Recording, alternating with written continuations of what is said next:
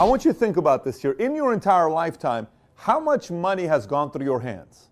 How much? Maybe you made $73,000 last year, 28 years old. And the first time you got a check was 14 years old, it was $100. Add that whole thing up. You'll come out with a number, $493,000 or $1.9 million. The question is this: how much is left in your wallet? Truly, what is in your wallet? How much savings do you have left? And if you're not too happy with this question, it's very simple. The reason why you don't have a lot of money left is because you don't know how to play the money game. Simple as that. So today in this video, I'm gonna cover with you 20 rules of money. These are rules of money that I followed, and it's obviously from a lot of mistakes I made because there was a point in my life where I had made money and there was nothing left in my pocket. But rule number one is the most important one, and it's the one you have to buy into immediately. Money is a game. And the great thing about any game is no matter what game you play the most, eventually get good at it. If I've never played chess and I play you and you played 100 times chess, you're probably gonna beat me. If I have played Monopoly 1,000 times and you played 3 times, I'm probably gonna beat you because it's a game.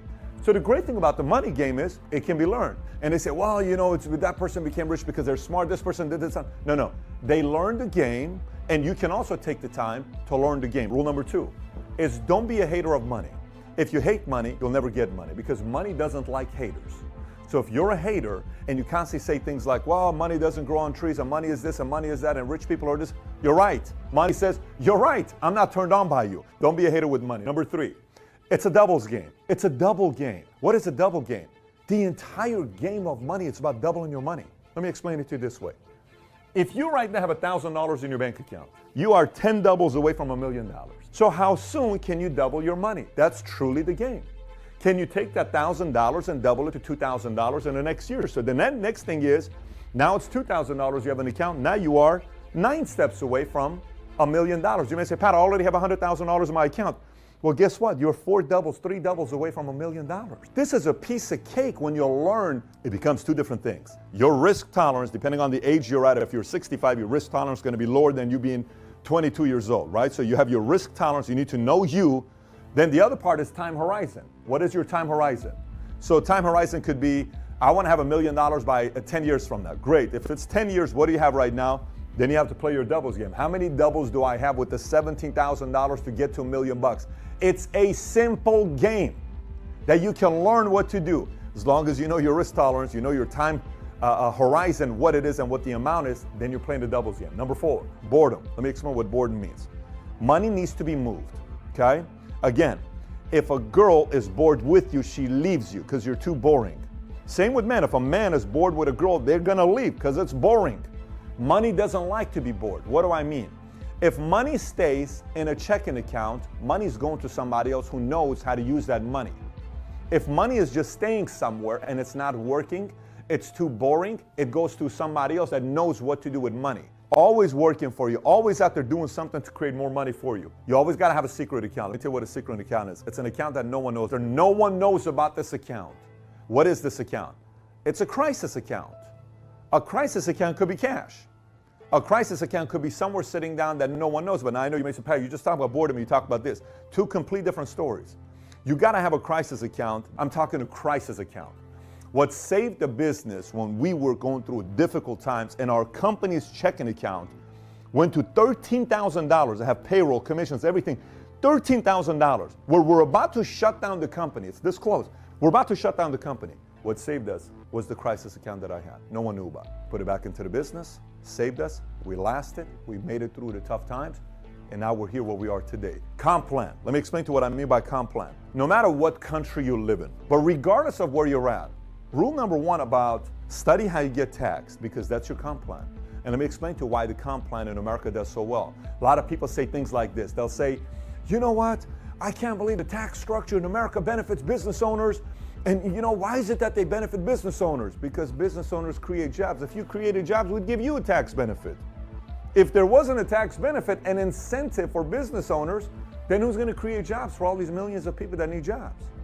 So you may say, well, Pat, If the incentives for business owners, shouldn't I be a business owner? Yes. Every single episode's about you becoming an entrepreneur. Yes, you ought to be a business owner. It benefits you in your comp plan. End of the world mentality. Listen, CNN, MSNBC, Fox, you know what they get paid to do? They get paid to sell crisis. Because if it happens, you got to be ready for it, okay? And so what happens a lot of times is people get afraid, and they think it's the end of the world. And like that 2008, when the market crisis took place, the market went all the way down to 6,000 some, Dow Jones did, everybody started pulling their money out, simply because you thought it was the end of the world. Simply because you thought there was a nuclear war that was going to happen all over the world. By the way, if truly a nuclear war is going to happen, do you really think your money matters? Come on. We're not going to exist. So you got to act as if there's no nuclear war that's going to take place and panic so much when everybody tells you everything. And you got to learn how to manage those times when 90% of the world thinks it's the end of the world. You got to be ready. So how do you do that? Let me explain. I was part of the community that it's always the end of the world until I realized how you become wealthy is during this time. During this time when it's the end of the world, you know who wins? Those who have cash. This is why it's important to have cash set aside. And I'm not talking boredom money. I'm talking cash set aside when it's the end of the world for you to buy stuff. Every time crisis takes place, a lot of people become wealthy because everything's on sale. Everything's on sale when there's crisis. People sell their exotics because they can't afford it. People sell their artwork for 1/5 of a price. Homes sell for 1/2 of a price. Investments, all these things is for sale. So you got to have a strategy for this time. Some say market's about to tank again in the next 2-3 years. I don't know if it is going to tank in the next 2-3 years. Here's what I do know. It's going to tank in the next 20 years, and I'm ready for it because there's going to be opportunities. You also got to be ready for it. Number 11, study your politicians, especially your president. Let me explain to you why. You got to know what your politician in your local community is going to do and what their philosophies are. Here's why you need to know their philosophies. If their philosophy is to do heavy-duty taxing on you, you need to adjust accordingly. If their philosophy is to cut down taxes, you need to adjust accordingly. Everything's about adjustment, but you can't not know what their philosophies are. Study smart investors, but don't be too religious about them. Like, for instance, you ought to read everything Warren Buffett's got. Read every single thing Warren Buffett's got. Every single thing. Read any of the books that he's got, go read them. Because what he's going to teach you is his way of thinking. His mindset. He's going to teach you the way he's thinking. Like some people said, why did Warren Buffett spend $35 million to buy silver 6 years ago? And why did he all of a sudden, why does he not do any technology and stays away with it? These are philosophies. The thing that you got to respect about Warren Buffett, when he says, I don't do technology, he didn't do technology.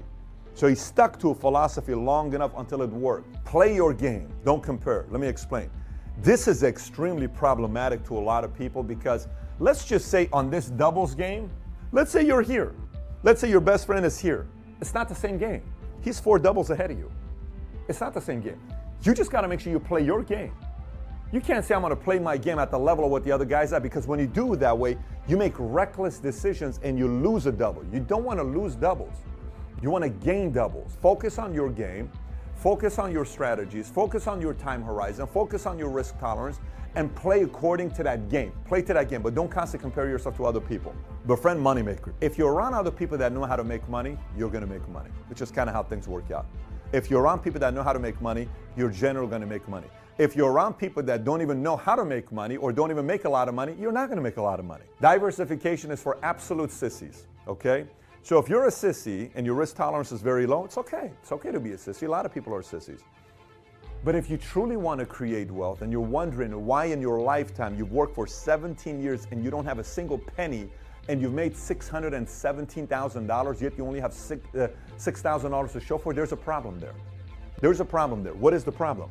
Diversification is a great concept to sell for these expert financial advisors that are playing every single thing safe and all these other things. Yes. Now, for those of you that are watching this and you're 73 years old, diversification may be good for you if you already have hit your goal of $6 million and you're where you're at. You're 62 years old. I respect the fact that you've already hit your numbers. That's solid. Risk tolerance lower. Okay, you're playing a different game.